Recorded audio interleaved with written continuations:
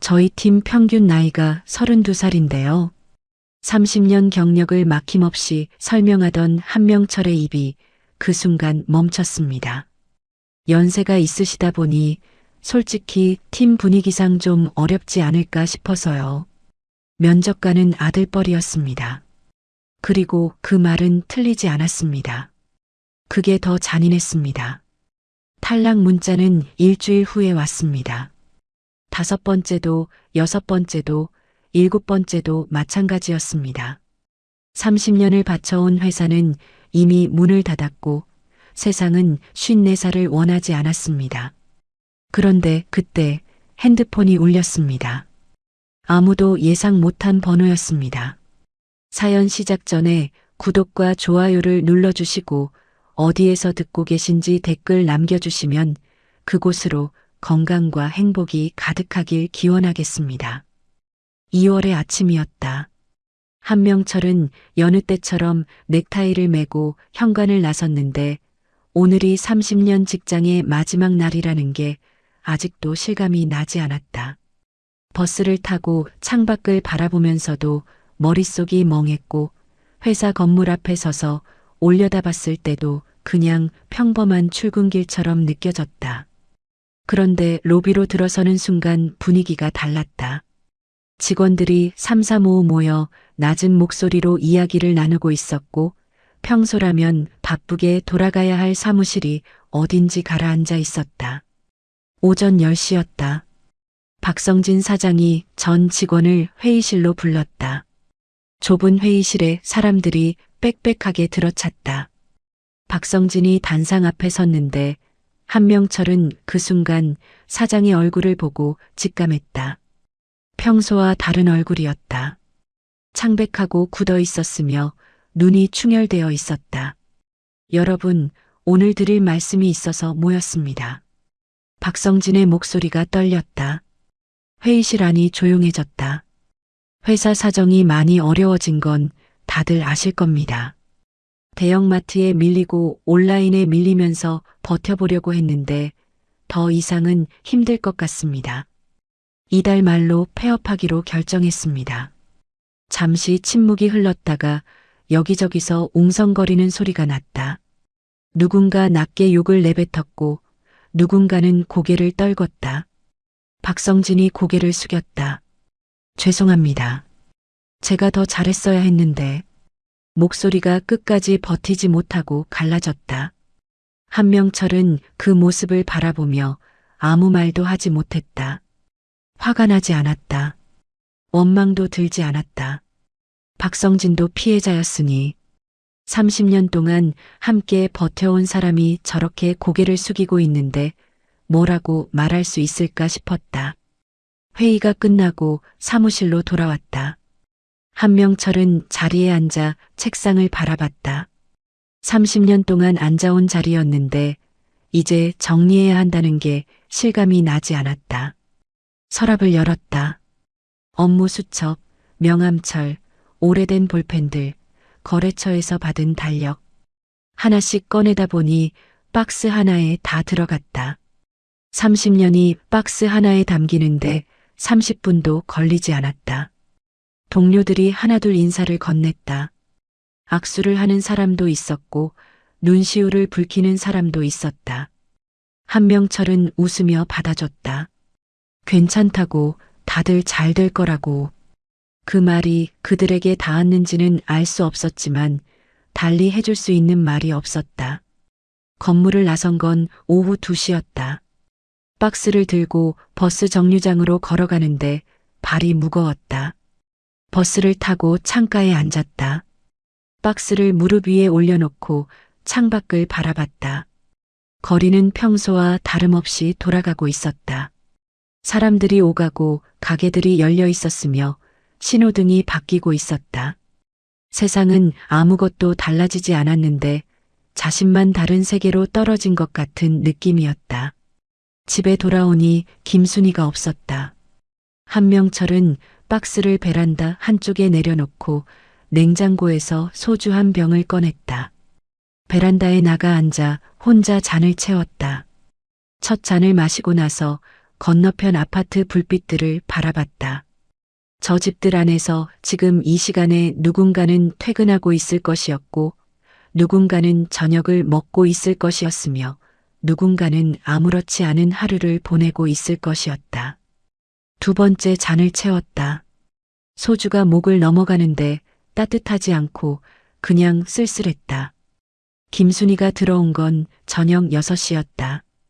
부엌에서 저녁을 준비하는 소리가 들렸다. 한명철은 베란다에서 들어와 식탁에 앉았다. 김순이가 국을 올리다가 그를 바라봤다. 오늘 왜 이렇게 일찍 왔어요? 한명철은 잠시 말을 고르다가 그냥 털어놨다. 회사 폐업했어. 오늘이 마지막이었어. 김순이가 손을 멈췄다. 한명철을 바라보는 눈빛이 흔들렸다가 이내 가라앉았다. 언제부터 알고 있었어요? 오늘 아침에 들었어. 김순이는 아무 말 없이 국그릇을 내려놓고 자리에 앉았다. 두 사람이 마주 앉아 있었는데 할 말이 없는 건지 너무 많은 건지 알 수 없었다. 한명철이 먼저 숟가락을 들었다. 밥 먹자. 그 한마디로 그날 저녁이 시작됐다. 두 사람은 말없이 밥을 먹었는데 그 침묵이 서로를 위로하는 방식이었다. 오래 살아온 부부만이 아는 방식이었다. 그날 밤 한명철은 오래도록 잠이 들지 못했다. 천장을 바라보면서 30년을 되짚었다. 24세 처음 출근하던 날, 첫 거래처 계약을 따냈던 날, 부장 승진 발령을 받던 날. 그 모든 날들이 이제 끝났다는 게 실감나기 시작했다. 억울하지는 않았다. 다만 허전했다. 30년이 박스 하나에 담겨 베란다에 놓여 있다는 게 그게 가장 허전했다. 실직 다음 날 아침이었다. 한명철은 눈을 떴는데 6시 반이었다. 30년 동안 알람 없이도 이 시간이면 저절로 눈이 떠지던 몸이었는데 오늘은 일어날 이유가 없었다. 천장을 바라보다 다시 눈을 감았지만 잠은 오지 않았고 다시 떴을 때 7시였다. 그래도 누워 있을 수가 없었다. 30년간 몸에 밴 습관이 그를 기어이 일으켜 세웠다. 세수를 하고 거실로 나왔다. 김순이는 이미 일어나 부엌에서 아침을 준비하고 있었다. 한명철은 식탁에 앉았다. 밥이 차려졌는데 반찬이 6가지나 됐다. 아내가 신경 써준 게 느껴졌지만 맛이 잘 느껴지지 않았다. 숟가락을 내려놓고 거실을 둘러봤다. 텔레비전을 틀까 하다 그만뒀다. 낮에 집에서 텔레비전을 보는 건 왠지 지는 것 같은 기분이 들었으니 한명철은 자리에서 일어나 아들 방으로 들어갔다. 아들이 군대 가면서 두고 간 노트북이 책상 위에 놓여 있었는데 먼지가 살짝 쌓여 있었다. 그는 소매로 먼지를 닦고 노트북을 열었다. 화면이 켜지는데 한참 걸렸다. 인터넷 창을 열고 취업 사이트를 검색했는데 첫 화면부터 낯설었다. 젊은 사람들 사진이 가득했고 알록달록한 배너들이 눈을 어지럽혔다. 회원가입을 눌렀다. 이름, 연락처, 이메일까지는 그럭저럭 넘어갔는데 생년월일 칸에 1970년을 입력하는 순간 손가락이 잠시 멈췄다.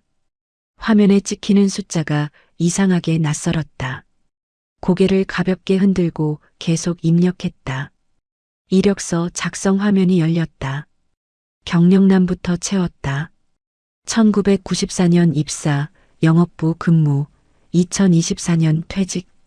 주요 업무를 적었는데 거래처 관리, 영업 실적, 신규 계약 체결.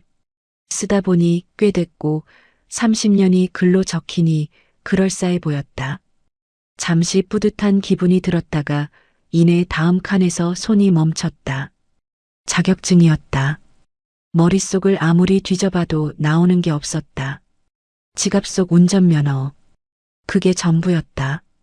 30년을 영업 현장에서 뛰어다니며 거래처 사장들과 밥을 먹고 술을 마시며 관계를 쌓았고 밤늦게까지 계약서를 들여다봤는데 그 세월 동안 자격증 하나 딸 생각을 해본 적이 없었다. 이력서, 자격증 칸이 운전면허 하나로 달랑 채워지는 걸 보니 가슴 어딘가가 텅 빈 느낌이었다. 한명철은 잠시 화면을 바라보다 커서를 다음 칸으로 넘겼다. 학력란을 채우고 지원 직종을 선택했다. 영업직, 영업관리직, 경력직 공고들을 훑어봤는데 나이 제한이 있는 곳들이 먼저 눈에 띄었다. 35세 이하, 40세 이하. 그런 공고들을 조용히 건너뛰며 아래로 내려갔는데 경력 우대, 나이 무관이라고 적힌 곳들이 생각보다 많지 않았다. 그나마 눈에 맞는 두 군데를 골라 이력서를 첨부하고 제출 버튼을 눌렀다. 노트북을 덮고 나서 시계를 봤는데 오전 10시였다. 이력서 2장 보내는데 2시간이 걸렸다는 게 어이없기도 하고 씁쓸하기도 했다. 그날 오후 한명철은 집을 나서 버스를 탔다. 고용센터였다. 실업급여를 신청하러 가는 길이었는데 생전 처음 가보는 곳이었다. 번호표를 뽑았다. 78번이었고 현재 대기번호는 61번이었다. 대기석에 앉아 주변을 둘러보니 다양한 사람들이 있었다. 20대 여자가 스마트폰을 보고 있었고 30대 남자는 서류를 들여다보고 있었으며 50대로 보이는 남자도 한 명 있었다. 한명철은 그 남자와 눈이 마주쳤다가 서로 시선을 돌렸다. 78번 고객님, 3번 창구로 오세요. 창구로 걸어갔다. 담당자는 30대 초반으로 보이는 여자 직원이었는데 친절한 얼굴이었다. 퇴직 사유가 폐업이시네요. 신분증이랑 통장 사본 가져오셨어요? 워크넷에 구직 신청은 하셨어요? 아, 그게. 오시기 전에 워크넷에서 구직 신청을 먼저 하셔야 하고요. 고용보험 홈페이지에서 온라인 수급 자격 설명회도 들으셔야 해요. 그걸 다 하신 다음에 다시 오시면 신청 진행할 수 있어요. 한명철은 잠시 멍했다. 그냥 오면 되는 줄 알았는데. 담당자가 안내 종이를 내밀며 순서를 설명해줬고 한명철은 고개를 끄덕이며 안내문을 받아들었다. 처음이시면 다들 그러세요. 집에서 순서대로 하시고 내일 다시 오시면 됩니다. 고용센터 문을 나서는 발걸음이 허탈했다. 빈손으로 왔다가 빈손으로 가는 기분이었다. 집에 돌아온 한명철은 다시 노트북을 열고 워크넷 사이트에 접속해서 구직 신청을 했다. 고용보험 홈페이지에서 온라인 수급 자격 설명회도 들었다. 실업급여 수급 절차, 구직 활동 방법, 재취업 지원 서비스. 화면을 바라보며 하나씩 클릭했는데 교육이 끝나자 수료 확인이 됐다. 노트북을 덮고 창밖을 바라봤다.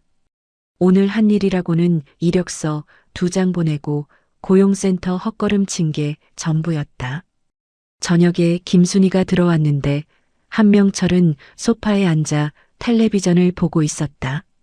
낮에는 틀지 않겠다고 생각했는데 오후 4시쯤부터는 버틸 수가 없었다. 오늘 뭐 하셨어요? 고용센터 갔다 왔는데 사전 신청을 안 해서 헛걸음했어. 내일 다시 가야 해. 김순희가 부엌으로 들어가며 짧게 말했다. 그래요, 내일 다시 가봐요. 다음 날 아침 한명철은 다시 고용센터를 찾았는데 이번엔 서류를 제대로 챙겼다. 담당자가 서류를 받아 처리하면서 설명했다. 30년 근속이시니까 최대 270일까지 수급 가능하시고요. 하루 6만 6천 원입니다. 수급 자격 인정 후 7일 대기 기간이 지나면 첫 지급이 시작되고요. 4주마다 실업인정 신청을 하시면 됩니다. 한명철은 고개를 끄덕이며 속으로 계산했다. 하루 6만 6천 원. 한 달로 치면 198만 원 정도였는데 두 사람 생활비로는 턱없이 부족한 금액이었다. 관리비에 식비에 공과금에 보험료까지 합치면 매달 퇴직금에서 150만 원은 꺼내 써야 하는 상황이었다. 구직 활동은 한 달에 2번 이상 하셔야 수급 자격이 유지되고요. 중장년 취업 지원 프로그램도 있으니 참고하세요.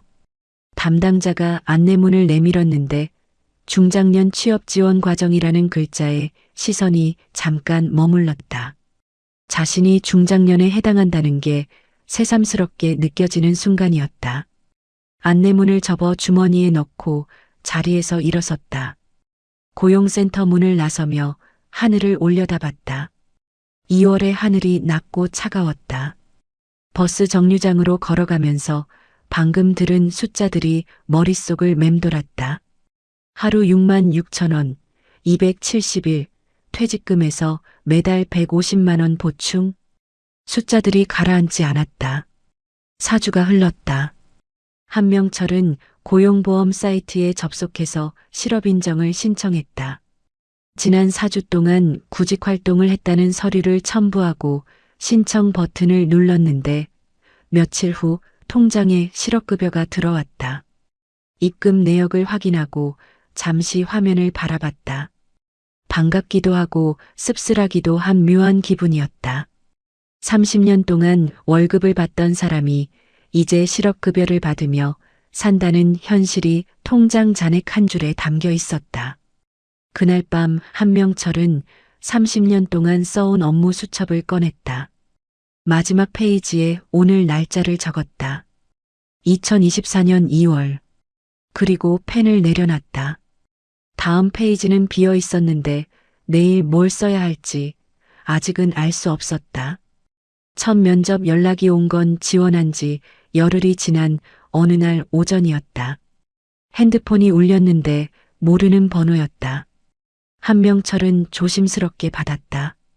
요즘은 모르는 번호가 오면 혹시 면접 연락인가 싶어 저절로 자세가 고쳐지곤 했다. 한명철 씨 맞으시죠? 저희 쪽에서 이력서 검토했는데요. 면접 한번 보실 수 있으세요? 중견 유통업체였다.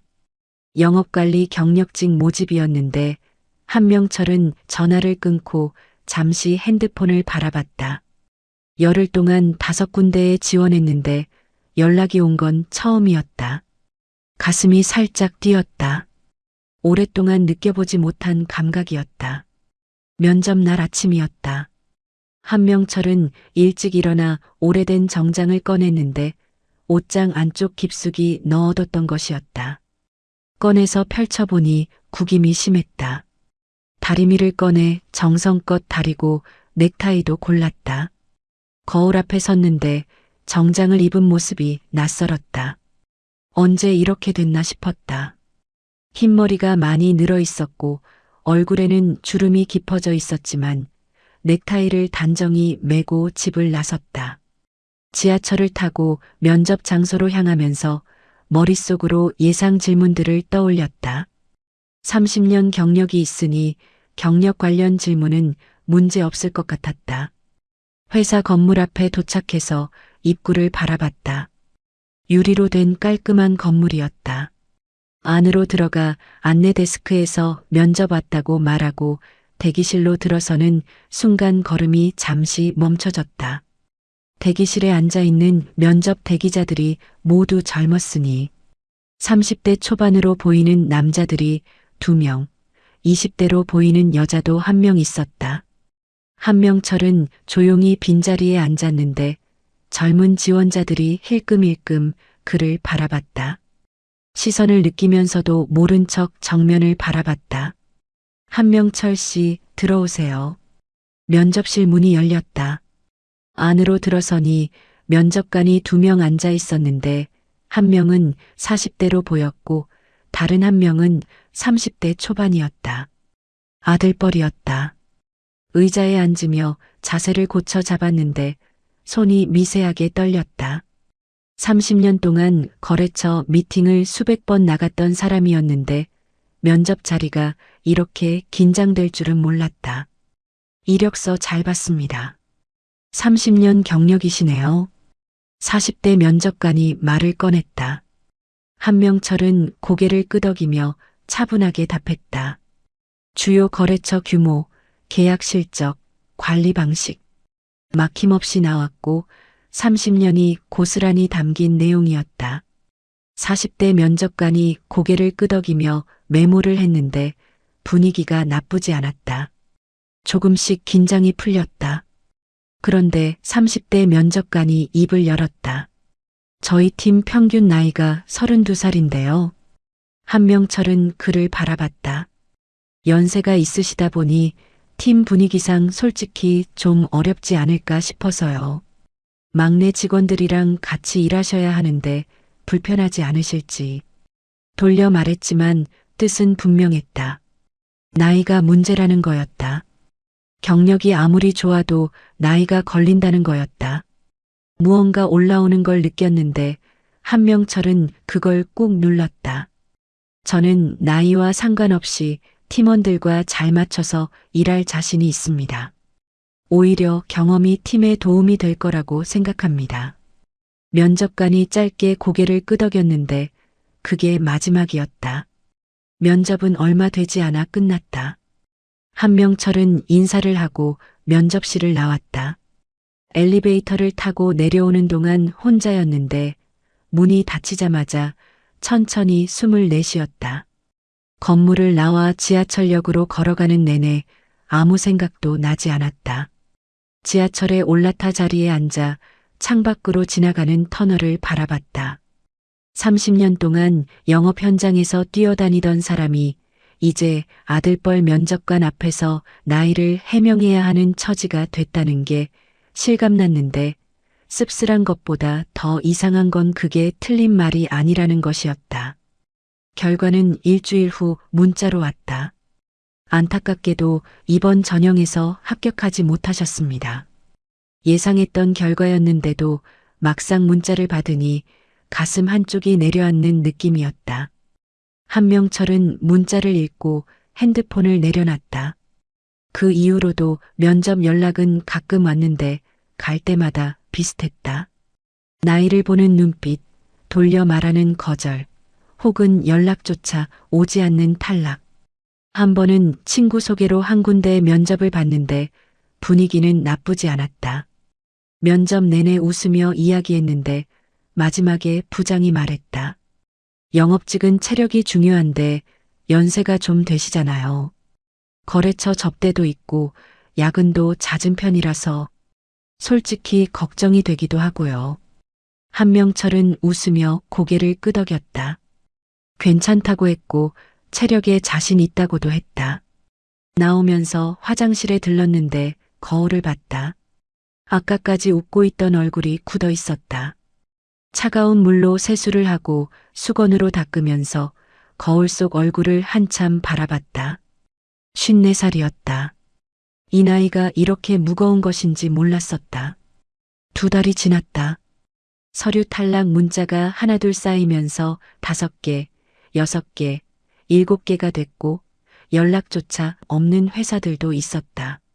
한명철은 매일 아침 노트북을 열고 이력서를 보냈는데 보내고 나서 답장을 기다리고 탈락 문자를 받고 다시 보내는 일상이 기계적으로 반복됐다. 어느 날 저녁이었다. 한명철이 거실에 앉아 있는데 김순희가 부엌에서 나오다가 말을 꺼냈다. 저 다음 주부터 편의점 나가기로 했어요. 한명철이 고개를 들었다. 언제 결정했어? 며칠 됐어요.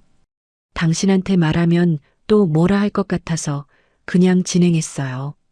오전 타임이라 많이 힘들진 않을 거예요. 말리고 싶었지만 말릴 수가 없었다.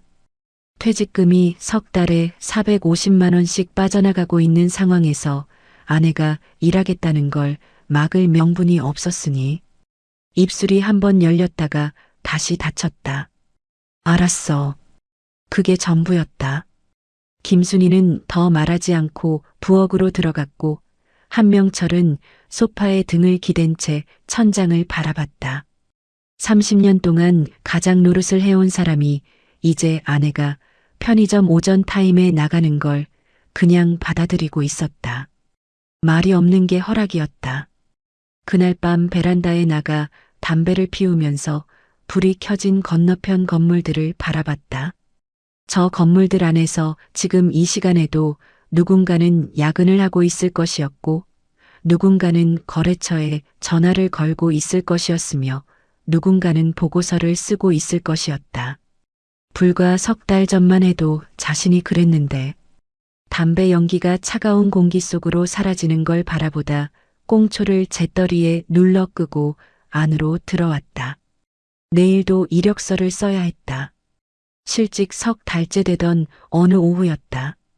한명철은 소파에 앉아 노트북 화면을 멍하니 바라보고 있었는데 취업 사이트에 새로운 공고가 올라와 있었지만 손이 움직이지 않았다. 이력서를 보내봤자 결과가 뻔하다는 걸 이제는 몸이 먼저 알고 있었다. 노트북을 덮으려다 그냥 뒀다. 창밖을 바라봤는데 3월이 됐는데도 바람이 차가웠고 앙상했던 나무에는 작은 새싹이 돋기 시작하고 있었다. 세상은 아무 일 없다는 듯 봄을 맞이하는 중이었다. 퇴직금 통장을 열어봤다. 습관처럼 반복하는 일이 되어버렸는데 숫자를 확인하는 순간 손가락이 멈췄다. 석 달 동안 450만 원이 빠져나가 있었고 매달 150만 원씩 정확하게 줄어들고 있었다. 이 속도라면 얼마나 버틸 수 있을지 계산하지 않아도 머릿속에서 숫자가 굴러갔는데 그 숫자가 가슴을 눌렀다. 통장 화면을 끄고 노트북을 닫았다. 그때 핸드폰이 울렸다. 모르는 번호였는데 한명철은 요즘 모르는 번호가 오면 혹시 면접 연락인가 싶어 저절로 자세가 고쳐지곤 했다. 조심스럽게 받았다. 명철 씨, 나 오태식이에요. 오태식? 한명철은 잠시 멈췄다. 오태식? 30년 거래처 납품업체 사장이었는데 한명철이 갑이고 오태식이 을이었던 관계였다. 매달 발주하고 단가를 조율하던 사이였으면서도 회사가 폐업하고 나서 연락이 오리라고는 생각하지 못했던 이름이었다.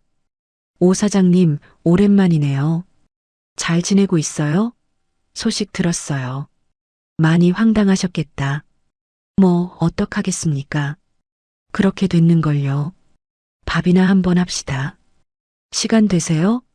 시간이야 넘쳐났다. 한명철은 알겠다고 했다. 전화를 끊고 나서 잠시 핸드폰을 바라봤는데 오태식이 왜 연락을 했는지 알 수 없었다.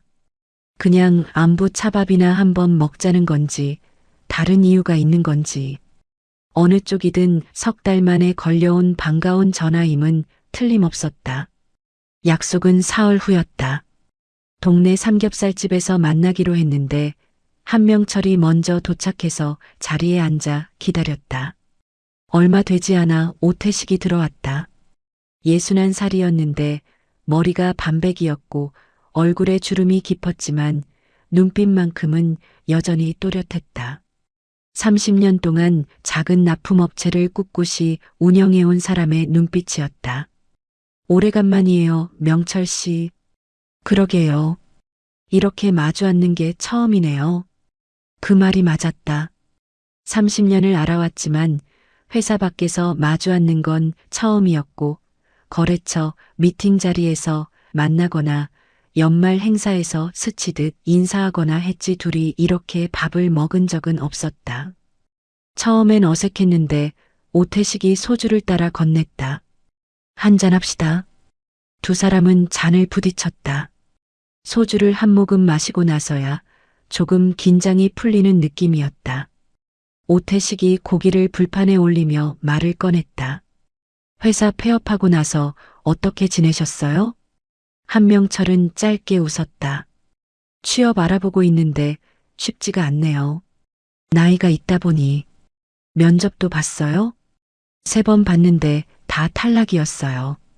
서류도 계속 떨어지고. 오태식이 고개를 끄덕이며 집게로 고기를 뒤집었는데 기름 튀기는 소리가 났다.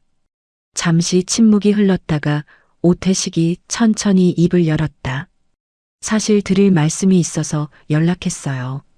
한명철이 그를 바라봤다. 요즘 거래처를 더 넓혀보려고 하는데 혼자서는 한계가 있어요. 영업을 제대로 해본 사람이 필요한데 명철 씨 같은 분이 딱이다 싶었어요. 같이 해봅시다. 예상하지 못했던 제안이었는데 막상 직접 들으니 머릿속이 복잡해지는 건 어쩔 수 없었다. 직원 5명짜리 작은 납품업체였고 30년 동안 영업부장을 지낸 사람이 거기서 뭘 할 수 있을까 싶은 마음도 들었으며 무엇보다 자존심이 걸렸다. 한명철이 갑이었고 오태식이 을이었는데 그 관계에서 이제 오태식의 회사로 들어간다는 게 쉽게 받아들여지지 않았다. 고맙습니다, 오 사장님. 근데 갑자기 말씀하시니 생각을 좀 해봐야 할 것 같아요. 오태식이 고개를 끄덕였는데 재촉하는 기색이 없었다. 물론이죠. 천천히 생각해 보세요. 저도 급한 건 아니니까. 고기가 다 익었다. 두 사람은 말없이 먹었는데 소주를 한 잔씩 더 마셨다. 오태식이 잔을 내려놓으며 말을 이었다.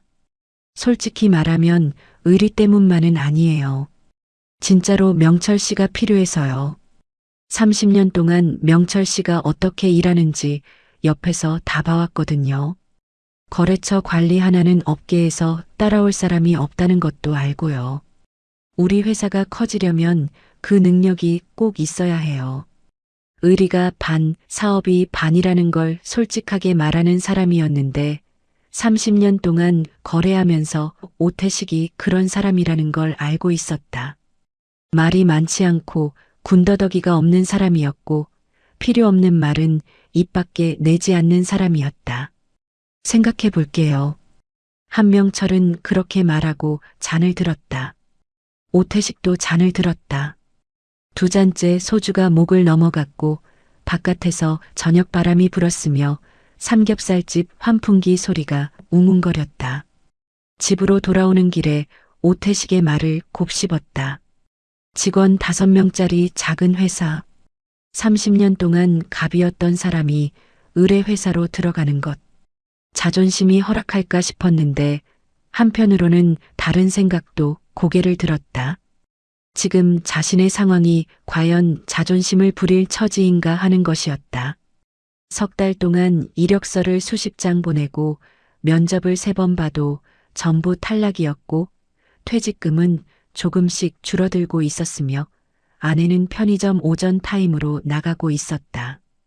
현관문을 열고 들어서자 김순이가 부엌에서 나왔다. 어디 다녀왔어요? 옛날 거래처 사장님이 밥 한번 먹자고 해서. 잘 됐네요. 오랜만에 나가셨네. 한명철은 소파에 앉았다. 오태식 이야기를 꺼낼까 하다가 그만뒀는데 아직 생각이 정리되지 않은 상태였고 결정하고 나서 말하는 게 나을 것 같았다. 그날 밤이었다. 누운 채로 천장을 바라봤지만 잠이 오지 않았고 오태식의 말이 머릿속에서 맴돌았다. 30년 동안 명철 씨가 어떻게 일하는지 옆에서 다 봐왔거든요. 거래처 관리 하나는 업계에서 따라올 사람이 없다는 것도 알고요. 30년 동안 쌓아온 게 뭔지 생각해봤다. 거래처 사장들의 전화번호, 그 사람들이 뭘 좋아하고 뭘 싫어하는지, 어떤 타이밍에 연락해야 하는지, 계약서에서 어느 부분을 눈여겨봐야 하는지, 그런 것들이 30년 동안 몸에 쌓인 것들이었는데 회사가 망해도 사라지지 않는 것들이었고 명함이 바뀌어도 없어지지 않는 것들이었다. 자존심을 부릴 처지가 아니라는 것도 알고 있었다. 그냥 해보면 되는 일이었다. 다음 날 아침이었다. 한명철은 평소보다 일찍 일어나 커피를 한 잔 끓이고 소파에 앉아 핸드폰을 들었다. 오태식 사장 번호를 찾아 통화 버튼을 눌렀는데 신호가 2번 가기도 전에 연결됐다. 명철 씨 연락 기다리고 있었어요. 오 사장님 한번 해보겠습니다. 짧은 침묵이 흘렀다가 오태식의 목소리가 들렸다. 잘 생각했어요. 언제 한번 봅시다. 전화를 끊고 커피잔을 들었다. 가슴이 묘하게 두근거렸는데 두렵기도 하고 홀가분하기도 한 이상한 느낌이었다. 창밖으로 아침 햇살이 들어오고 있었다. 오랜만에 내일이 기다려지는 아침이었다. 첫 출근날 아침이었다. 한명철은 평소보다 일찍 일어나 커피를 한 잔 끓이고 식탁에 앉았는데 오랜만에 가방을 챙기는 손이 어색하면서도 반가웠다.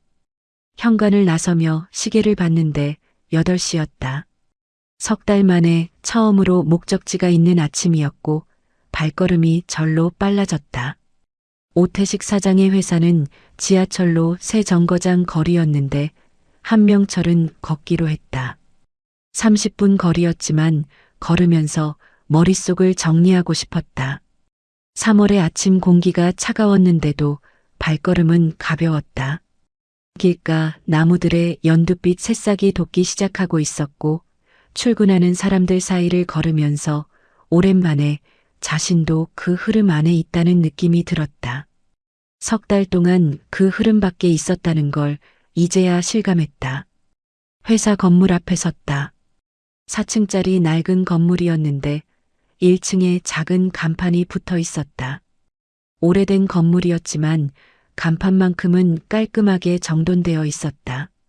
한명철은 계단을 올라 사무실 문을 열었다. 작은 사무실이었는데 책상이 5개였고 한쪽 벽에는 서류 선반이 가득 차 있었으며 창가에는 샘플 제품들이 쌓여 있었다. 직원들이 고개를 들어 그를 바라봤다. 오태식이 자리에서 일어나 손을 내밀었다. 어서 오세요. 잘 오셨어요. 30년 동안 갑을 관계였던 두 사람이 이제 같은 사무실에 서 있었는데 오태식의 표정에는 어색함이 없었다. 한명철은 그 손을 잡았다. 직원들에게 인사를 했다. 막내가 26이었고 가장 오래된 직원이 43이었는데 한명철이 들어오면서 사무실 평균 나이가 훌쩍 올라갔을 것이었다. 어색한 눈빛도 있었고 반기는 눈빛도 있었지만 한명철은 그냥 조용히 웃으며 인사를 건넸다. 새로 들어온 사람이 첫날부터 잘 보이려고 애쓰는 건 오히려 어색한 법이었다. 자리에 앉아 사무실을 둘러봤는데 예전 회사와 비교하면 10배는 작은 공간이었지만 이상하게 답답하지 않았다. 오히려 오랜만에 자리에 앉아 있다는 것 자체가 반가웠다. 오태식이 거래처 현황 파일을 가져왔다.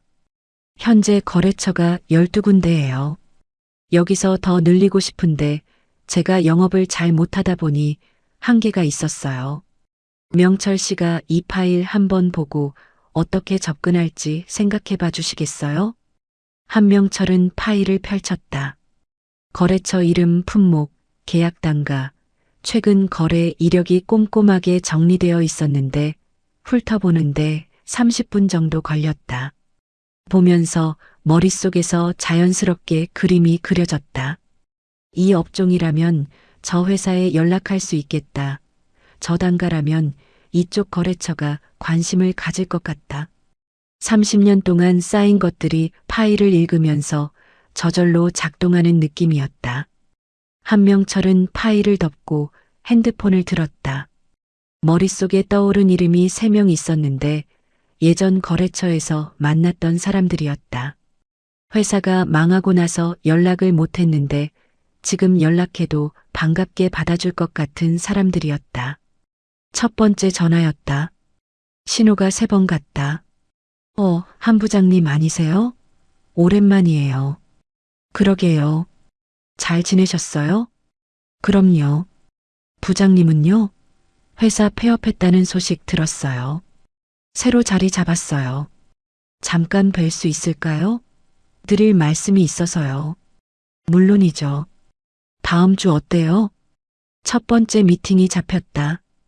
두 번째 전화를 걸었는데 이번엔 신호가 2번 만에 연결됐고 반가운 목소리와 함께 미팅 약속이 또 잡혔다.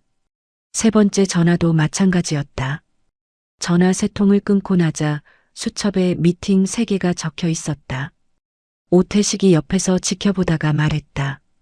전화 3통에 미팅 3개를요? 예전에 안면 튼 분들이에요. 한번 만나보는 거죠. 오태식이 잠시 말이 없다가 작게 웃었다. 30년이 이런 거구나 싶네요. 한명철은 대답하지 않고 수첩에 일정을 적었다. 오랜만에 쓰는 업무 수첩이었는데 펜이 움직이는 느낌이 낯설면서도 반가웠다. 그 주에 잡힌 미팅 3개를 모두 나갔다. 첫 번째 미팅에서 상대방이 새 명함을 받아들고 잠시 멈췄다가 고개를 끄덕였다. 거기 물건 괜찮던데요. 한번 얘기해봐요. 명함이 바뀌었지만 상대방이 보는 건 명함이 아니었다. 30년 동안 쌓아온 신뢰였는데 두 번째, 세 번째 미팅도 비슷했다. 새 회사 이름이 낯설어도 한명철이라는 사람을 알고 있는 사람들이었고 그게 달랐다. 첫 달이 끝날 무렵 거래처가 3군데 늘었는데 극적인 숫자는 아니었지만 오태식에게는 의미 있는 변화였다. 퇴근 무렵 오태식이 말했다. 한 달 동안 고생 많으셨어요. 저 혼자였으면 이렇게 못했을 거예요. 아직 시작이에요. 한명철은 짧게 웃으며 수첩을 챙겼다. 퇴근길에 걸어서 집으로 향하는데 3월의 저녁바람이 아침보다 한결 부드러워져 있었다. 걸으면서 오늘 하루를 떠올렸는데 전화 3통에 미팅 3개에 거래처 3군데. 숫자가 크지 않았지만 오랜만에 제대로 일한 하루였고 발걸음이 가벼웠다. 3달 동안 이력서를 보내며 터덜터덜 걷던 그 발걸음과는 완전히 달랐다. 집에 들어서자 김순이가 부엌에서 나왔다. 편의점 오전 타임을 마치고 들어온 참이었는데 앞치마를 벗으면서 물었다. 오늘 어땠어요? 한명철은 가방을 내려놓으며 말했다. 나쁘지 않았어. 짧은 대답이었지만 김순이는 그 말에 담긴 것을 알아챘는지 조용히 웃으며 부엌으로 들어갔다. 한명철은 소파에 앉아 수첩을 펼쳤다. 다음 주 미팅 일정이 빼곡하게 적혀 있었는데 다음 페이지도 채워야 할 것들이 생겼다. 오랜만에 수첩이 채워지고 있었다. 그게 이렇게 든든한 느낌인지 3달 동안 까맣게 잊고 있었다. 2달이 흘렀다. 오태식 사장의 회사는 조용히 달라지고 있었는데 한명철이 합류한 이후로 거래처가 12군데에서 18군데로 늘었고 기존 거래처들의 발주량도 꾸준히 올라가고 있었다. 극적인 변화는 아니었지만 방향이 바뀌고 있다는 게 느껴졌고 오태식도 그걸 알고 있었다. 한명철은 매일 아침 출근해서 거래처 현황을 확인하는 것으로 하루를 시작했는데 어느새 그게 새로운 일과가 되어 있었다. 예전 회사에서 하던 방식과 크게 다르지 않았다. 거래처 사장들과 밥을 먹고 술을 마시며 관계를 쌓는 것, 발주량이 줄어드는 곳에 먼저 연락을 넣는 것, 새로운 거래처가 될 것 같은 곳을 미리 파악해 두는 것. 30년 동안 몸에 밴 것들이었는데 회사가 바뀌어도 그 감각은 그대로였다. 어느 날 오후였다. 한명철은 거래처 파일을 들여다보다가 오래된 이름 하나에서 눈이 멈췄다. 예전 회사에서 함께 일했던 박진수였다. 영업팀 막내로 입사해서 한명철 밑에서 5년을 배운 직원이었는데 회사가 폐업할 당시 32살이었고 일 하나만큼은 누구보다 꼼꼼했다. 거래처 관리 방식을 가르쳐주면 한번 보고 그대로 해냈고 고객 응대도 자연스러웠으며 무엇보다 사람들이 좋아하는 스타일이었다. 한명철이 부장으로 있는 동안 가장 아꼈던 직원 중 하나였는데 폐업 이후로 어떻게 지내는지 소식을 듣지 못했다. 핸드폰을 꺼내 박진수의 번호를 눌렀다. 신호가 4번 갔다. 여보세요? 진수 씨, 나 한명철 부장이에요. 잠시 침묵이 흘렀다가 반가운 목소리가 터져 나왔다. 부장님, 오랜만이에요. 잘 지내고 계세요? 그럭저럭 지내고 있어. 진수 씨는요? 저도 이직 준비 중이에요. 폐업하고 나서 한 군데 들어갔는데 맞지 않아서 나왔어요. 한명철은 잠시 생각하다가 말을 꺼냈다. 지금 바빠요? 아니요, 시간 있어요. 밥이나 한번 합시다. 드릴 말씀이 있어서요. 사흘 후 두 사람은 회사 근처 국밥집에서 만났다. 박진수는 예전보다 살이 조금 빠져 있었는데 눈빛은 여전히 또렷했다. 한명철이 자리에 앉으며 물었다. 많이 힘들었어요? 그냥 버텼어요. 들어간 회사가 분위기가 좀 안 좋아서 오래 못 있겠더라고요. 지금 쉬고 있어요? 네, 한 달 됐어요. 한명철은 국밥을 한 숟가락 떠먹고 나서 말을 꺼냈다. 우리 회사로 오면 어때요? 박진수가 고개를 들었다. 부장님 지금 어디 계세요? 예전에 우리 회사 납품하던 오태식 사장님 아세요? 거기서 일하고 있어요. 같이 일했던 사람이 가장 믿을 수 있거든요. 진수 씨 일하는 거 내가 제일 잘 알고. 박진수가 잠시 말이 없다가 물었다. 규모가 어느 정도예요? 지금은 작아요. 직원 5명이에요. 근데 거래처가 2달 만에 12군데에서 18군데로 늘었고 계속 크고 있어요. 같이 키워나가는 거예요. 박진수가 국밥 그릇을 내려다보며 생각하는 표정을 지었는데 한명철은 재촉하지 않고 밥을 먹으면서 기다렸다. 생각해 볼게요. 그래요. 천천히 생각해 봐요. 집으로 돌아오는 길에 한명철은 박진수의 얼굴을 떠올렸다. 올 것 같았다. 사람을 보는 눈이 30년 동안 한 번도 틀린 적이 없었는데 박진수는 분명히 결정을 내릴 사람이었다. 며칠 후였다. 오태식이 한명철을 작은 회의실로 불렀다. 두 사람이 마주 앉자 오태식이 커피를 내밀며 말을 꺼냈다. 명철 씨, 드릴 말씀이 있어요. 말씀하세요. 2달 동안 보면서 느낀 게 있어요. 명철 씨 덕분에 거래처가 6군데나 늘었는데 이게 그냥 월급으로만 보상이 되는 게 아닌 것 같아요. 앞으로 신규 거래처를 따올 때마다 인센티브를 드리고 싶어요. 한명철이 그를 바라봤다. 거래처 하나 신규 계약이 성사될 때마다 별도로 드리는 거예요. 명철 씨가 만들어 오는 거니까 당연히 명철 씨 몫이 있어야죠. 한명철은 잠시 말이 없었다. 예상하지 못했던 제안이었는데 이런 이야기를 먼저 꺼내는 사람이 많지 않다는 걸 알고 있었다. 30년 동안 회사 생활을 하면서 성과를 내도 그게 월급에 바로 반영되는 경우는 드물었고 대부분 연말 평가에 묻히거나 그냥 당연한 업무로 처리되곤 했는데 오태식은 달랐다. 고맙습니다, 오 사장님. 고마울 거 없어요. 당연한 거예요. 오태식이 손을 내밀었다. 한명철이 그 손을 잡았는데 2달 전 첫 출근날 잡았던 그 손이었지만 느낌이 달랐다. 그때는 가불이 역전된 어색한 악수였는데 지금은 진짜 파트너의 악수였다.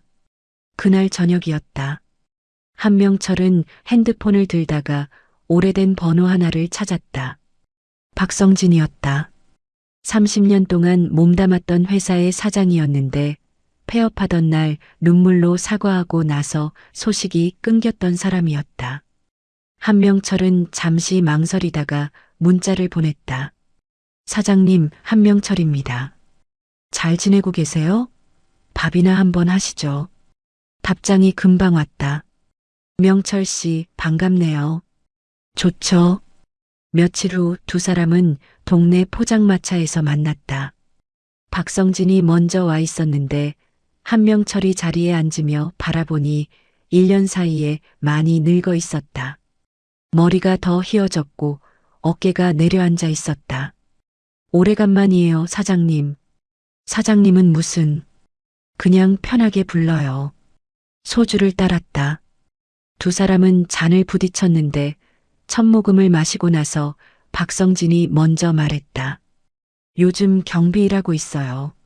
한명철은 그를 바라봤다. 아파트 경비요. 야간 타임이에요.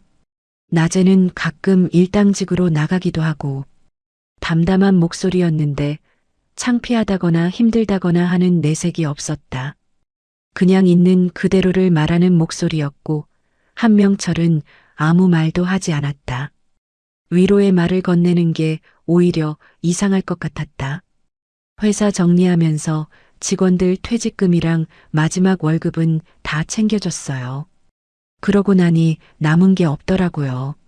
사장님 잘못이 아니에요. 저도 알아요. 그래도 미안하죠. 명철 씨한테 특히. 두 사람은 잠시 말없이 술을 마셨는데 포장마차 천막이 바람에 펄럭였고 바깥에서 지나가는 사람들 소리가 들렸다. 오래된 사이의 침묵이었고 불편하지 않은 침묵이었다. 박성진이 먼저 물었다. 명철 씨는 요즘 어때요? 저도 처음엔 힘들었어요. 3달 동안 이력서 쓰고 면접 보고 다 떨어지고 그러다 옛날 거래처 사장님한테 연락이 와서 지금 거기서 일하고 있어요. 오늘은 인센티브 제안도 받았고요. 박성진이 잔을 들며 말했다. 잘 됐네요. 명철 씨는 사람이 많으니까. 사람이 재산이에요, 결국은. 그 말이 가슴에 박혔다. 사람이 재산이에요. 30년 동안 쌓아온 것들이 결국 사람이었다는 걸 이제는 알고 있었는데 명함도 아니고 직함도 아니고 통장 잔액도 아니었다. 전화 한 통에 미팅을 잡아주는 사람들, 회사가 망해도 한명철이라는 사람을 기억해주는 사람들이었다. 집으로 돌아오는 길에 핸드폰이 울렸는데 박진수였다. 부장님, 저 가겠습니다. 한명철은 잠시 멈췄다가 웃으며 말했다. 잘 생각했어요. 내일 오태식 사장님한테 얘기할게요. 전화를 끊고 걸음을 다시 뗐다. 밤바람이 차가웠지만 기분이 나쁘지 않았다. 사람이 재산이라는 말이 머릿속에서 맴돌았는데 30년 전 24세 처음 영업을 시작하면서 몰랐던 것을 54살이 된 지금에서야 제대로 알게 된 것 같았다. 박진수가 출근한 첫날이었다. 한명철은 그를 오태식에게 소개했는데 오태식이 악수를 건네며 말했다. 명철 씨가 많이 칭찬하던 분이에요. 잘 부탁드립니다. 박진수가 허리를 꾸벅 숙였다. 열심히 하겠습니다. 자리에 앉은 박진수를 바라보면서 한명철은 묘한 기분이 들었다. 예전 회사에서 자신이 부장이고 박진수가 막내였는데 지금은 같은 사무실에서 같은 방향을 바라보고 있었다. 직급이 달라진 게 아니라 상황이 달라진 것이었는데 그게 어색하지 않았다. 오히려 든든했다. 박진수는 첫날부터 빠르게 적응했다. 거래처 현황 파일을 받아들고 1시간 만에 다 읽었는데 그러고 나서 한명철에게 조용히 물었다. 부장님, 이 거래처 중에 발주량이 줄어드는 곳이 3군데 있는데요. 제가 먼저 연락해봐도 될까요? 한명철은 파일을 들여다봤는데 박진수가 짚은 3군데가 정확했다. 한명철도 눈여겨보던 곳들이었다. 해봐요. 박진수가 전화기를 들었다. 통화 내용을 옆에서 들으면서 한명철은 고개를 끄덕였다. 5년 전이랑 달랐다. 그때는 어리고 서툰 구석이 있었는데 지금은 목소리에 자신감이 있었고 말이 자연스러웠다. 사람은 어디서든 잘하는 것이었다. 박진수가 합류하고 나서 1달이 더 흘렀다. 입사한 지 3달째였다. 거래처는 이제 22군데가 됐고 기존 18배에서 4군데가 더 늘었는데 그중 2군데는 박진수가 직접 따온 것이었다. 한명철이 관계를 열면 박진수가 그 뒤를 꼼꼼하게 다졌는데 두 사람의 방식이 자연스럽게 맞아들어갔다. 오태식이 그걸 보면서 말했다. 두 분이 함께 움직이니까 확실히 달라요. 한명철은 짧게 웃으며 대답하지 않았다. 말로 설명하기보다 계속하면 되는 것이었다. 그달 말이었다. 오태식이 약속대로 인센티브를 봉투에 담아 건넸다. 수고 많으셨어요. 한명철은 봉투를 받아들었는데 금액보다 그 행동 자체가 더 마음에 남았다. 말한 걸 지키는 사람이었다. 30년 회사 생활을 하면서 성과를 내도 그게 바로 반영되는 경우는 드물었고 대부분 연말 평가에 묻히거나 당연한 업무로 처리되곤 했는데 오태식은 달랐다. 작은 회사였지만 이 사람과 함께라면 뭔가 제대로 만들 수 있겠다는 느낌이 더 깊어졌다. 거래처가 하나둘 늘어가면서 사무실 분위기도 달라졌다. 조용하고 무거웠던 공기가 조금씩 가벼워졌는데 박진수가 들어오면서 젊은 에너지가 생겼고 한명철의 경험이 그걸 뒷받침했다. 막내 직원이 한명철에게 거래처 관리 방법을 물어보는 일도 생겼는데 한명철은 귀찮아하지 않고 하나씩 설명해줬다. 예전에 박진수에게 그랬던 것처럼 어느 날 저녁 퇴근 무렵이었다. 직원들이 하나둘 나가고 사무실에 오태식과 한명철만 남았는데 오태식이 냉장고에서 소주 한 병을 꺼냈다. 한잔하고 가실래요? 두 사람은 사무실에 앉아 유리잔에 소주를 따랐다. 형광등 아래에서 마시는 소주였는데 삼겹살집에서 마시던 것과는 또 다른 맛이었다. 명철 씨, 솔직히 처음에 올지 안 올지 몰랐어요. 오태식이 말했다. 저도 솔직히 망설였어요. 그랬죠. 근데 잘 오셨어요. 진짜로. 한명철은 잔을 들었다. 오태식도 들었다. 두 잔이 부딪히는 소리가 조용한 사무실에 작게 울렸다. 저도 잘 온 것 같아요. 그 말이 거짓이 아니었다. 처음 이 사무실 문을 열고 들어왔을 때만 해도 자존심이 어딘가에 걸려 있었는데 석 달이 지난 지금은 그게 어디 갔는지 찾을 수가 없었다. 직원 5명짜리 회사가 아니었다. 뭔가를 함께 만들어가는 곳이었다. 오태식이 잔을 채우며 말을 이었다. 박진수 씨도 잘하더라고요. 명철 씨가 사람 보는 눈이 있어요. 그 친구는 원래 그래요. 제가 가르친 게 아니라 원래 있던 걸 쓰는 거예요. 오태식이 웃었다. 형광등 아래 두 사람이 앉아 종이 아닌 유리잔을 기울이는 풍경이었는데 처음 삼겹살집에서 어색하게 마주 앉던 날과는 완전히 다른 분위기였다. 그때는 어디까지나 30년 거래처 사장이 전 영업부장에게 제안을 건네는 자리였는데 지금은 그냥 같은 방향을 보는 두 사람이 하루를 마무리하는 자리였다.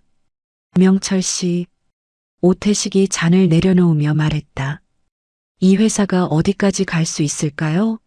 솔직히 어떻게 보세요? 한명철은 잠시 생각했다.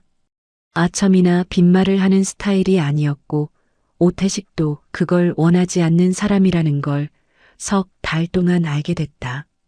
거래처 30군데까지는 올해 안에 가능할 것 같아요. 박진수가 자리를 잡으면 더 빨라질 거고요. 다만 사람이 더 필요해요.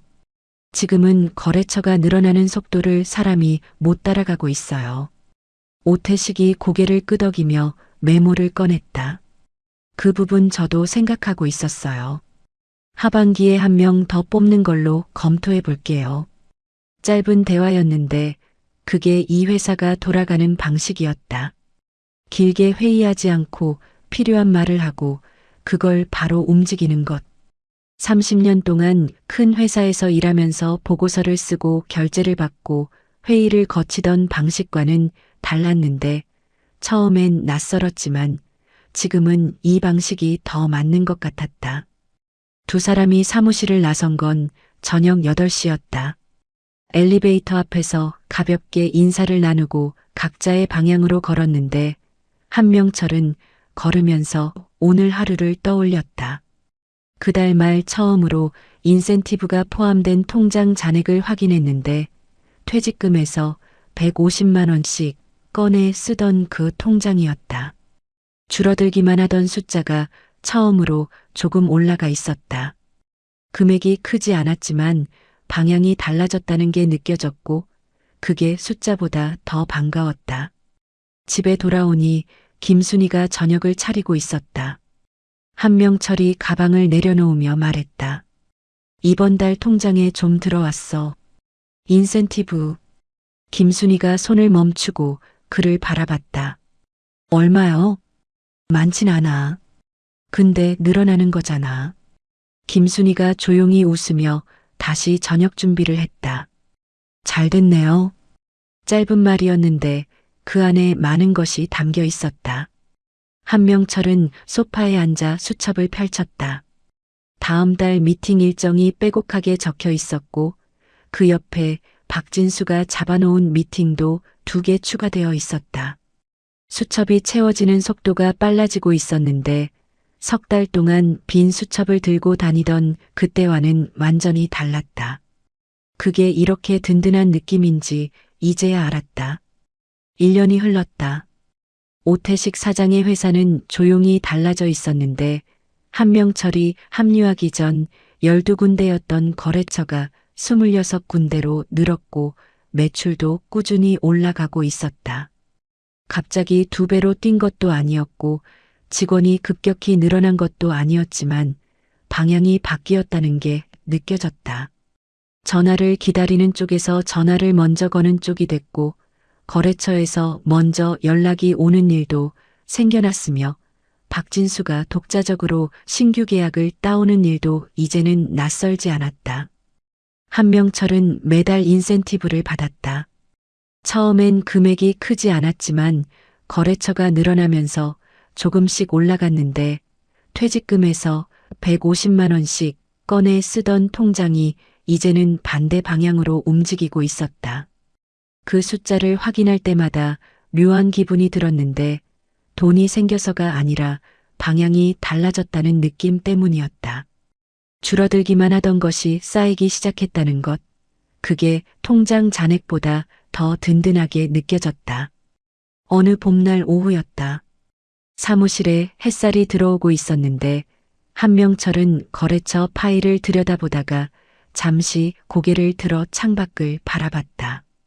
1년 전 이맘때 노트북 앞에 앉아 이력서를 보내던 기억이 스쳤다. 생년월일 칸에 1970년을 입력하면서 손가락이 멈췄던 것도 고용센터에서 중장년이라는 단어에 시선이 머물렀던 것도 그게 1년 전 일이었는데 어딘지 까마득하게 느껴졌다. 그때 박진수가 다가왔다. 부장님, 이번에 새로 연락해 본 거래처인데요.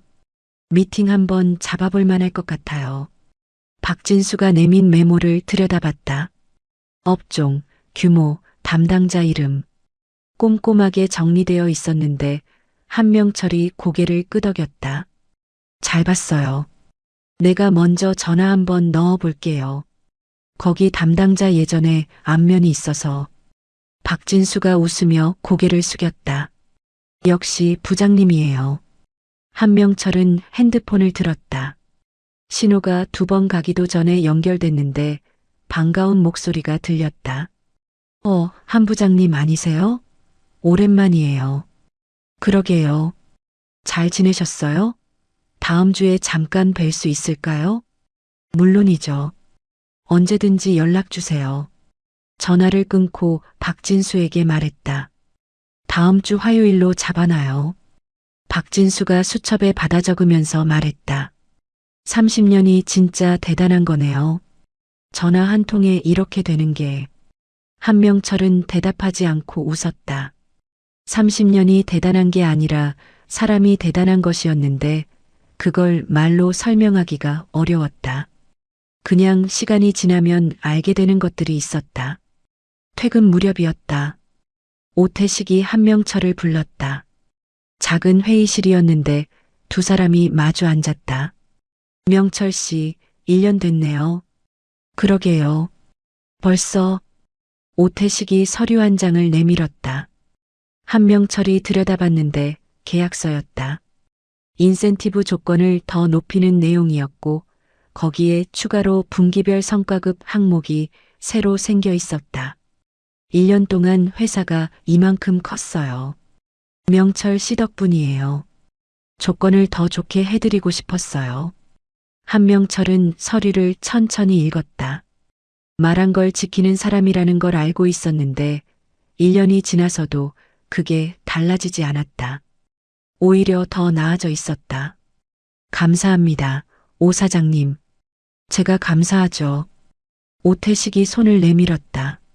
한명철이 그 손을 잡았는데 처음 이 사무실에 왔던 날 잡았던 그 손이었다. 그런데 느낌이 완전히 달랐다. 그때는 가불이 역전된 어색한 악수였는데 지금은 1년을 함께 버텨온 사람들의 악수였다. 그날 저녁이었다. 한명철은 퇴근길에 핸드폰을 꺼내 박성진에게 문자를 보냈다. 사장님, 오늘 저녁 시간 되세요? 답장이 금방 왔다. 되죠. 어디서요? 예전에 만났던 포장마차였다. 한명철이 먼저 도착해서 자리에 앉았는데 얼마 되지 않아 박성진이 들어왔다. 오늘은 비번이라고 했는데 편한 차림이었지만 얼굴에는 피곤한 기색이 남아 있었다. 한명철은 아무 말 없이 소주를 따랐다. 오랜만이에요. 그러게요. 잘 지내고 있어요? 그럭저럭이에요. 두 사람은 잔을 부딪혔다. 소주를 한 모금 마시고 나서 박성진이 말했다. 요즘 회사는 어때요? 많이 컸어요. 거래처가 2배 넘게 늘었고 사람도 1명 더 들어왔어요. 잘 됐네요. 역시 명철 씨예요. 한명철은 잔을 들었다가 내려놓으며 말했다. 사장님, 저 사실 처음에 많이 힘들었어요. 3달 동안 면접마다 떨어지고 퇴직금 줄어드는 거 매일 확인하고 그때는 앞이 안 보이더라고요. 박성진이 고개를 끄덕였다. 저도 알아요. 쉽지 않았을 거예요. 근데 돌아보면 회사가 망한 게 끝이 아니었어요. 오히려 그 다음이 시작이었던 것 같아요. 박성진이 잠시 말이 없다가 창밖을 바라봤다. 지나가는 사람들이 보였는데 퇴근하는 사람들이었다. 박성진이 낮게 말했다. 나는 아직 시작을 못 찾고 있는 것 같아요. 한명철은 그를 바라봤다. 위로의 말을 하려다 그만뒀다. 위로가 필요한 게 아니었다. 그냥 옆에 있어주는 것, 그게 지금 할 수 있는 전부였다. 천천히 찾아지겠죠. 사장님도. 박성진이 소주잔을 들었다. 한명철도 들었다. 두 잔이 부딪혔는데 포장마차 천막이 바람에 살랑거렸고 바깥에서 봄밤의 소리가 들렸다. 집에 돌아온 한명철은 소파에 앉아 잠시 가만히 있었다. 김순이가 부엌에서 뭔가를 준비하는 소리가 들렸는데 그 소리가 이상하게 편안하게 느껴졌다. 3달 동안 낮에 혼자 집에 앉아 텔레비전을 보던 그 고요함과는 완전히 다른 편안함이었다. 수첩을 꺼냈다. 오래된 업무 수첩이었는데 1년 전 마지막 페이지에 날짜만 적고 덮어뒀던 그 수첩이었다. 지금은 페이지가 빼곡하게 차 있었다. 거래처 이름들, 미팅 일정들, 메모들. 한명철은 맨 마지막 페이지를 펼쳤다. 펜을 들고 한 줄을 썼다. 30년 전 첫 출근보다 오늘이 더 설렌다. 펜을 내려놓고 수첩을 덮었다. 창밖으로 봄밤의 바람이 불고 있었는데 부드럽고 따뜻한 바람이었다. 한명철은 눈을 감았다. 내일 또 출근해야 했다. 그게 이렇게 기다려질 줄은 몰랐었다. 한명철은 30년 다니던 회사가 하루아침에 문을 닫으면서 모든 걸 잃은 것 같았습니다. 직함도 명함도 매일 아침 출근할 이유도. 그런데 정작 남아있는 게 있었습니다. 30년 동안 쌓아온 사람들이었습니다. 나이가 많다는 이유로 면접에서 거절당하고 이력서를 보내도 답장 한 통 오지 않던 날들을 버텨낸 건 결국 사람이었습니다. 30년 거래처, 사장의 전화 한 통이 새 출발이 됐고 5년 전 가르쳤던 후배가 다시 옆에 섰습니다. 직함은 사라져도 실력은 남고 명함이 바뀌어도 신뢰는 남는다는 것. 한명철의 이야기가 그걸 보여줬습니다. 50대에 다시 시작한다는 게 쉬운 일은 아닙니다. 하지만 불가능한 일도 아닙니다. 오늘 이 이야기가 비슷한 자리에 있는 누군가에게 작은 위로가 됐으면 합니다. 이야기를 끝까지 들어주신 분이 계시다면 잘 들었다고 댓글 하나만 남겨주세요. 구독과 좋아요 부탁드립니다. 감사합니다.